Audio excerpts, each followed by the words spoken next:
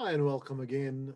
In this video, I'll be providing the steps for creating the fishbone diagram, and I will provide you with an example. Let's go ahead and start with the steps that you need to create the fishbone diagram. The first one, what you need to do, the first step is to create and identify the problem. What is the effect? What is the problem that you're working on, that you're trying to solve? The problem statement is placed on the end of a line. So you create a box on the right side, you put the problem statement in there, and you create a line from that box to the left. And then identify the causes. What you need to do is identify these causes that will impact the problem, the effect. Attack just one possible cause area at a time. So you don't want to confuse yourself. Focus on one thing, one area. Method. Let's say I'm going to focus on the methodology, the method of doing this process. I'm going to think about the problem from the method perspective, how this process is done. And based on that, you could generate this. And then you move on to the next one based on the uh, manpower, the workers. You start generating a list of ideas on what could be the causes of this problem as related to the manpower. And you keep going with the 6 categories. And you could go into even more details and sub causes. Like if you say that the operator does not run the machine as it's supposed to be run. So you could even think about it, why this has happened. Well, this has happened because we did not provide that person a training. Okay. And then you ask another question. You said, why we did not provide this person a training? Well, because the time that we offered the training, he was absent. Okay, why he was absent? Well, he was absent because we have to send him to the other facility, and therefore he has to be on the other facility and work with that facility because we need him on that. Okay, why did we send him? Again, we're asking, that's another tool called the why diagram. We ask ourselves 5 whys in order to find the root cause of the problem. Okay, you could ask why we send him to the other facility. Well, we sent him to the other facility because the person supposed to be on that in that facility, and he has to take care of the production line. He um, he's absent, and you start generating the list of question again. Why that person was absent? Well, he was absent because uh, he he slipped on the floor and he broke his legs because of there's some oil left on the ground. So that will generate a list of problems that you have to work on. So keep asking why, and why will generate not only the causes, but also will generate the sub causes as well. In this video that I will be sharing with you a problem that will help you to understand creating the cause and effect diagram. Brainstorming is the usual method for identifying these causes. Build the diagram. Once you build the diagram, organize these causes into causes and sub-causes and sub-causes in a diagram format, and then analyze the diagram. And at this point, solution will be needed for identified and to be identified. Decision will also need to be made concerning the cost effectiveness of the solution as well as the visibility. Now let's go ahead and move to the other one that I want to share with you, which is the implementing the fishbone diagram. Uh, so what I want you to do, if you Google the fishbone diagram template, you will find a template from the ASQ. This is the template that I used through the American Society for Quality. You could download that. So what I started here, when I created this chart, I started with the right side here. Here's the problem. These are the effect, and these are the causes. The effect or the problem is poor gas mileage. We have an issue with the cars that we have the poor that has a poor gas mileage, and now we need to think about why this problem happened based on six categories. The six M's, if you remember them, start with the method, material, measures, machine, manpower, and environment or mother nature. So let's go ahead and start with the poor gas mileage. That's on the right side. You create a line. If you use this template, the line is already there. You don't have to worry about the graph of itself. All you need to do is fill the cells. So on the right side would be the poor gas mileage. If we're talking about the machine, now we need to think about the what caused this problem as related to the machine. You could say, well, this could be the wrong tire pressure. Okay, now that's one reason related to the machine. So the car itself, the pressure on these tires are not right. Need to be adjusted and need to be filled up or unfilled. It depends on what the tire pressure is. And then next, what you do is you look into the next cause as related to machine. The second reason would be the carburetor adjustment. This is related to the machine. This could cause the poor gas mileage. So the carburetor needs to be adjusted to the right settings. Another reason for this problem could be the gas tank is old and there's a leakage in it. So therefore needs to be fixed. Another reason for this problem could be the bad engine. The engine itself, it's bad. That need to be maintained, and that will result into using more gas. Next would be the car design itself. Bad aerodynamic.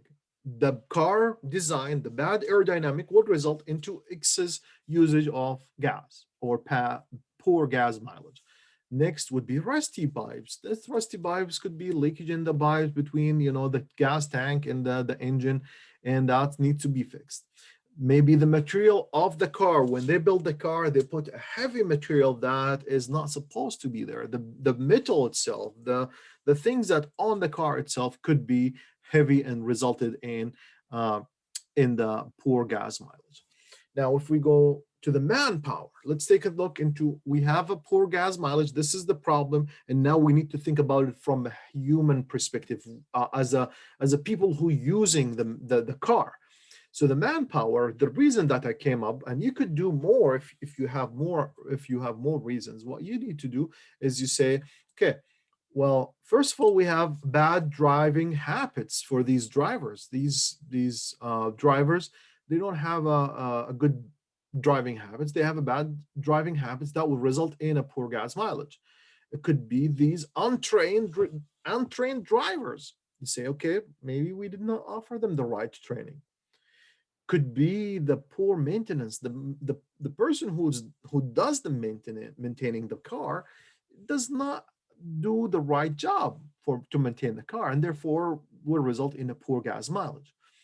Poor sense of responsibility. These drivers are not responsible. They have a bad habits and not trained. So that could be something related to the manpower. Choice of routes. Now, if you go from this route or this route, that might affect the gas mileage and usage, and therefore there could be uh, there could be there could be a reason for this issue, for this problem. Moving into up here in the method, in the method, what type of method that they use the drivers in order to get a poor gas mileage. So I came up with three reasons here. Could be using the wrong gear if they are stick shift.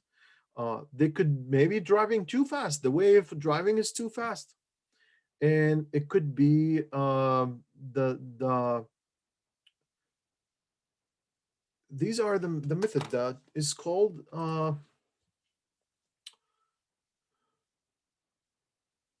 I'm gonna delete this one. So the nice thing about this table, you can modify it and adjust it. So I'm not sure if I deleted something here or not, but for the method, I came up with the wrong gear, driving too fast. Let me think about if there's something that came to my mind in terms of the method of driving. Um, Yeah, these I think these are the good reasons for the method. So now in this case, I want to delete this one. So that's a good way to show you how to delete that box. It's basically a border for that box. So I'm going to click on no border. So that has been deleted. And for this small line, also this is a border as well.